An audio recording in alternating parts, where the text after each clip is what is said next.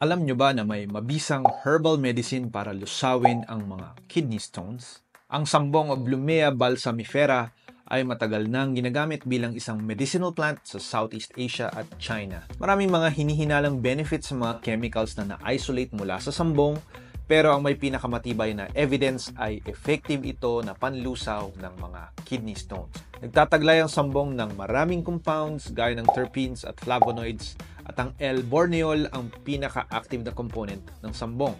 Sa mga pag-aaral, nakita na mayroon itong diuretic properties o pampaihi na effect. At higher doses, naipakita rin na kaya nitong maglusaw ng mga maliliit na calcium stones at magpaluwag ng daluyan ng ihi upang madaling mailabas ang mga stones. Paano magpakulo ng fresh sambong leaves? Kumuha ng 10 dahon at ito ay tadtarin.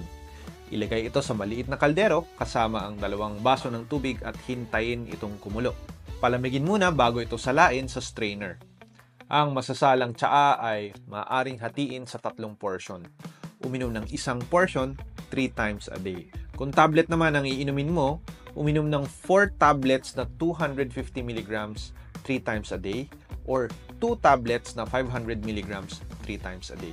Kailangan samahan ng maraming inom ng tubig upang maging mas effective ang paglusaw at paglabas ng kidney stones.